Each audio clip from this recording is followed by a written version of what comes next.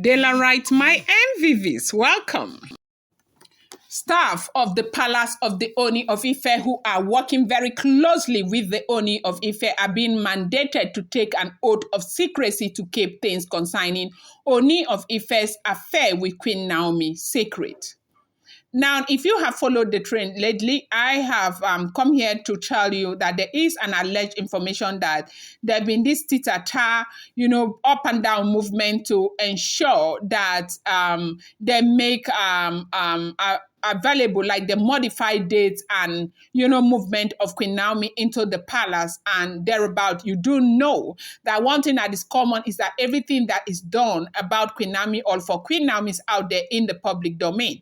I do know that a lot of people have come to me to find out, like, okay, why is it that Kabiyesi cannot keep things secret? Why is it that everything that is done for Queen Naomi is out there in the public domain? Why are people able to get access to this information? And of course, we do know that if your enemies do not have an arsenal to use against you, they may never be able to get close to you. And it makes a lot of sense to people for people to wonder why they are not able to keep things concerning Queen Naomi and Tadenikawo secret.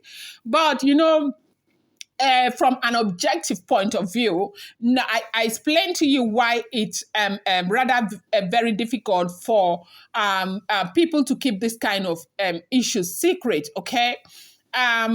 Ooni is king, and he is not just any king. He is a king that can be compared to any king in the world. He is a first-class monarch, okay? He's not one small Adashi king. He is indeed a first-class monarch.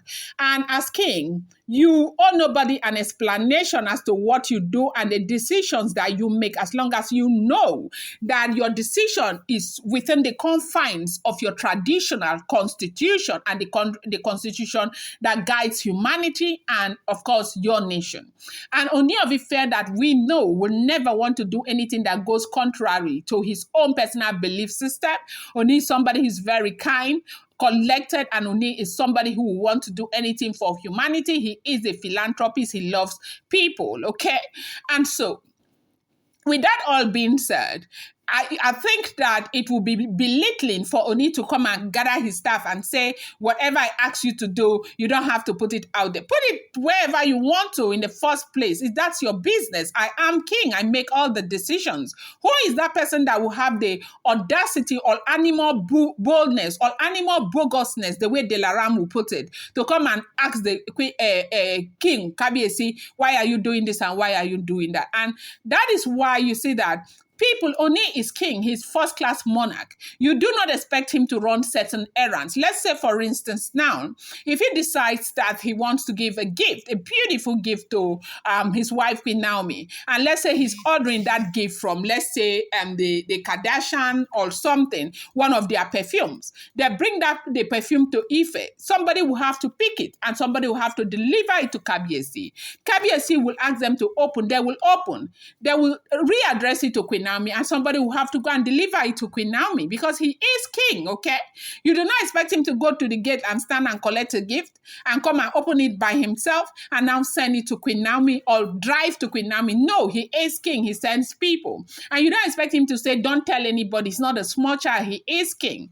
I really hope that Daylight understand where I am coming from. And that is why it's rather difficult for you to say that people will not put these things out there. You don't have control over what other people do. You have control over the decision that you make for yourself. So right now, they say with the way things are going right now, since it does seem as if things are getting tougher by the day, that the staff, those who are closely relating to Kabiyesi, who are, involved in this Queen Naomi errands and all of that, will be made to take an oath of secrecy to keep everything private. And I think that is the way to go. So people are saying taking an oath of secrecy will be the way forward. If you want to still work with Kabiyesi, go ahead and take that oath of secrecy so that you know that it's not everything he does with Queen Naomi that should be out there in the public domain.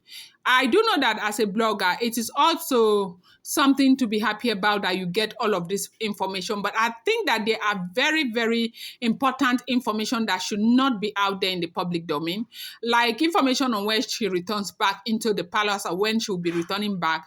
Let people just be talking around it. The world does not need to know where she'll be returning back, because if these women did not know that she's meant to come back to the palace in June, I think this fight that they have been fighting so fiercely would not be there.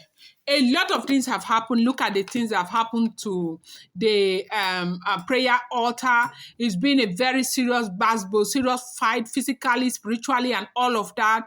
And all of that, they are fighting to alter the date to ensure that Queen Naomi does not return, because Ooni of Ife is adamant that if Queen Naomi must return to the palace, they must leave. And they do know that if there is no need for Queen Naomi to return into that palace, there will be no need for them to leave. So they will fight tooth and nail to ensure that that is not established, that does not happen.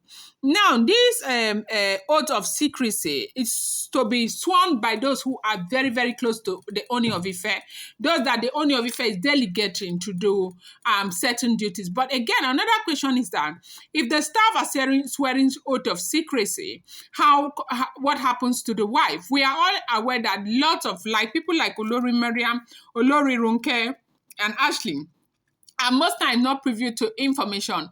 But I do somehow think that most of the information that has been leaking out from Temitope, because Ooni has been as comfortable as he has been with Dr. Elizabeth. I do think that most of the ones that have been leaking out are actually coming from Olori Temitope, even though she said that these are all coincidences. I, Delaram, do not really want to believe that they were all coincidences. I feel like sometimes we just get deliberately porous for certain information to go out there. If that is not the case, well, it is what it is. Whatever you think, please put it down in the comment section. But then again, it's important too. People are saying that Ooni of Ife would kind of keep certain things away from the wives, especially those that you know do not have that level of credibility to keep these things private, and you want to keep things away from them. It's not everything that must be told out. And I do know that the reason why Ooni of Ife is doing some of these things is to validate his love for Queen Naomi to the whole world, and everybody to know that though these women are here, I love them, I respect them, they bring all the colors to the table, like he would always say. But Queen Naomi has a place, and Queen Naomi is well loved, Queen Naomi is well respected. And to prove to all the people who are jumping at him over the way Queen Naomi was treated, perhaps he's trying to prove to them that look, things are not always the way they seem. I love my wife, I want my wife back, and all of that. But with the way things are going, everybody is saying that look, Kabiyesi doesn't need to prove anything to anyone. He is Kabiyesi, he is the Arole Oduduwa, and he is everything that a king should be. He doesn't need to prove anything to anybody. He should just stop talking. I'm going to bring you more update. I appreciate you.